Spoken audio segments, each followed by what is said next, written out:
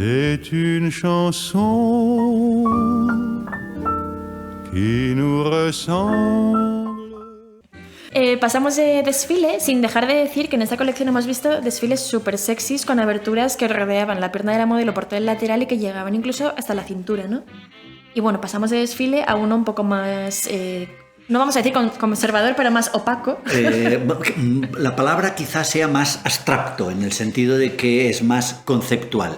Estamos en el quinto de los desfiles del que vamos a hablar y es ni más ni menos que Prada. Sus directores creativos actualmente son Miuccia Prada y Raf Simons, que Raf Simons se unió en 2020 a la dirección creativa, también en parte porque Miuccia Prada está buscando un poco un sucesor, ¿no? Decir que como director de diseño no son estos dos, al igual que en Miu Miu no es Miuccia Prada la directora, ella es la directora creativa, pero no la directora de diseño, y esto hay que dejarlo claro porque en muchas marcas, por ejemplo, lo que está ocurriendo ahora con Givenchy, ¿no? Que se han quedado sin director creativo pero siguen presentando colección. ¿Por qué ocurre esto? Pues porque el director de diseño, que no es el director creativo, sino el director del equipo de diseño, que tendrá, pues yo que sé, 15 o 20 personas, es el que lleva un poco la batuta y, bueno, todos proponen ideas. En este caso, han presentado una colección bastante correcta en Givenchy, sin tener un director creativo. Y es lo mismo que ocurrió y que os contamos en otro capítulo con Maison Margiela, que sin estar Margiela durante años, presentaron colecciones y las ventas se dispararon sin tener director creativo. Se presentan sugiriendo que cualquier cosa puede ser un punto de partida, según Raf Simons, tanto si nos encanta como si lo odiamos, o pensamos que es tonta o divertida, o triste o estúpida o política.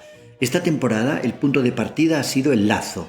El look negro que desfiló en el primer lugar estaba adornado con un par de docenas de ellos. Las versiones rosa bebé y morado intenso del vestido llegaron después, al igual que muchas otras versiones del lazo. Incluso en la parte trasera de las faldas, que eran de tweed resistente por delante y de seda bordada por detrás, como si sus portadoras se hubiesen atado un delantal sobre el bajo. Era muy interesante, os vamos a intentar buscar vídeos también, porque en toda la colección la foto que veis frontal es muy distinta de la parte trasera del vestido. En la parte delantera vemos tejidos resistentes, más estructurados, y en la parte de atrás vemos una especie como de la tela de los chalecos, que se utiliza siempre una tela más pobre, porque al final no se ve, ¿no? Y han intentado jugar con esta idea un poco política y un poco del desabastecimiento, digamos, de tiempos de guerra, entre comillas, un poco pues para hacer esa apuesta política que Prada siempre hace, ¿no? En este caso, bueno, decir que a Prada nunca le interesan las cosas estúpidas o tontas, ni ningún tipo de banalidad. Y advierte que la historia te lo enseña todo, especialmente en los momentos difíciles. Según Miuccia Prada, en un comunicado de prensa, esta es una colección moldeada por la historia. No se trata de nostalgia, sino de comprensión. Y hay que decir que conecta con la colección que os habíamos comentado anteriormente, porque también el suelo era absolutamente negro. O sea, ese mismo negro, vamos a decir, como de moqueta densa, sí, de ceniza de Versace, se volvía a repetir, en esta vez más cristalina, más tipo espejo. Sí, esta en particular nos recuerda un poco a las pasarelas que hacía Galliano para Dior en 2002-2003, ¿no? Con ese suelo negro que refleja y que parece que la modelo, pues un poco como esas imágenes fotográficas en las que el lago refleja el castillo arriba y abajo, pues un poco lo mismo. Eso es siempre porque en el ideario secreto de Miuccia Prada para Prada siempre está esa especie de coqueteo entre una nostalgia que es evidente, que siempre relee la elegancia de los años 30 o de los años 40 o de los años 50 en Italia, pero imponiéndole la condición de que tiene que ser moderno. Es decir, de que no se trata nunca de reinterpretaciones estilísticas o históricas, lo cual llama mucho la atención porque Miuccia Prada, no en esta colección, sino desde que la conocemos y desde que es una de las locomotoras de la moda mundial, ha sido una persona que le intenta dar un enorme compromiso político a las colecciones de moda. No solamente deshaciendo aquella idea de que una colección de moda siempre se llena de cosas, de lugares comunes, de vulgaridades, de obviedades para personas que no quieren pensar mucho, y ella desde su nacimiento, desde el nacimiento de la marca, está insistiendo en que la moda tiene un compromiso político.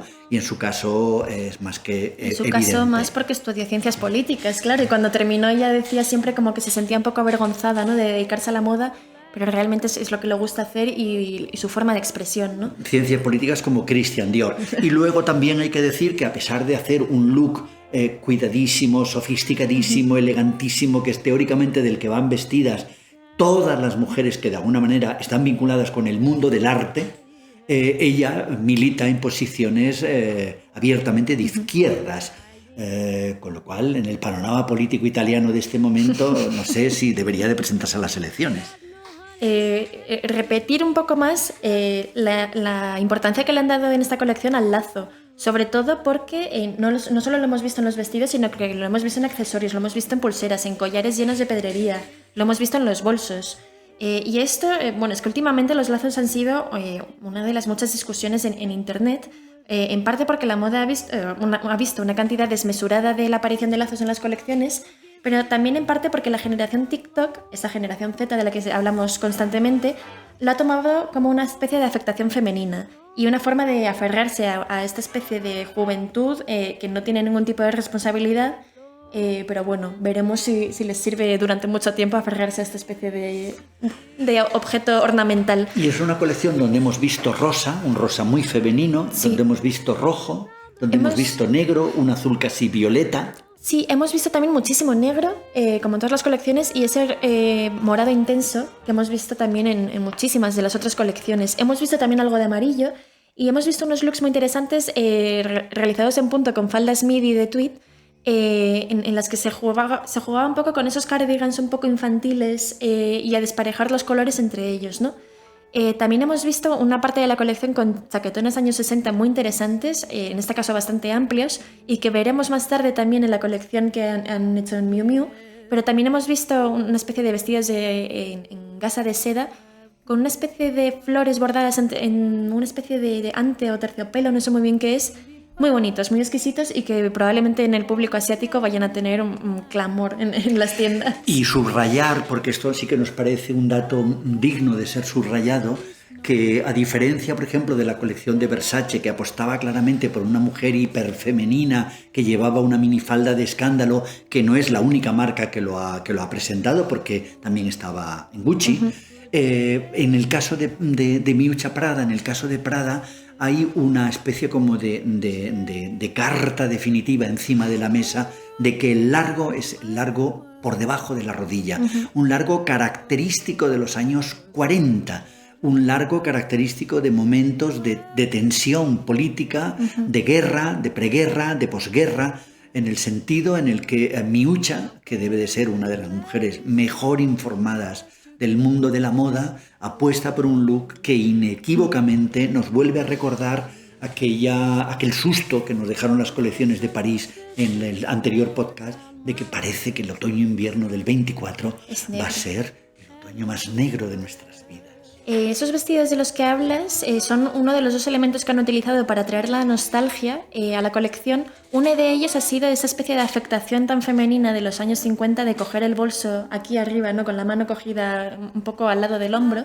Y en este caso el bolso, en vez de llevarlo con las asas normales, lo que han hecho ha sido añadirle una especie de asa para llevarlo tanto aquí cogido un poco como esos bolsos que llevan las mujeres de Vuitton, ¿no? Que no se pueden llevar colgados, sino a medio brazo.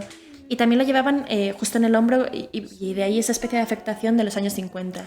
Pero también esos vestidos de noche que decías, un poco de finales de los 40, de los 50, los han hecho en un tejido técnico espectacular, os pondremos fotos también, que juega un poco con esos guantes un poco de moto, ¿no? Y esos tejidos técnicos que Raf Simons, la verdad que siempre es el maestro de este tipo de propuestas. Antes, Beatriz, cuando decía que llevaba el bolso así, es innegable la imagen de la It Girl, de esa manera de llevar el bolso, que es la reina de Inglaterra. Sí. O incluso cualquiera de esas señoras que podemos ver paseando por cualquiera de las ciudades donde vivimos, que tienen una determinada edad, pero que todavía siguen empeñadas, viva su generosidad, en ser coquetas o elegantes.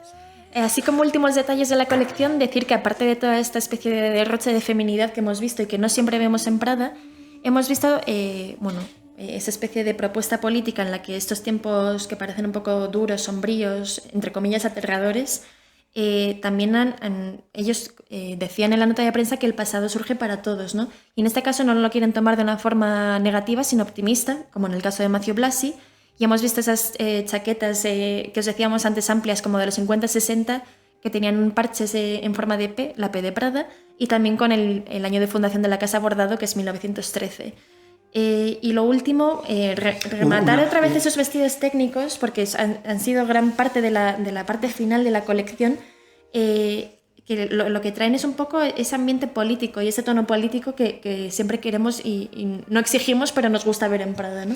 Y volver a insistir en un hilo conductor que está repitiéndose mucho hoy, que es que Prada también, aunque ahora mismo es una de los líderes indiscutibles del prêt-à-porter femenino, comenzó como una casa, de maletas y de viaje, que tuvieron la enorme suerte de, por su calidad, ser reconocidos como proveedores de la Casa de Saboya, que era, bueno, los reyes de Italia, antes de que, digamos, las consecuencias de la Primera y de la Segunda Guerra Mundial dejasen a Italia convertida en una república.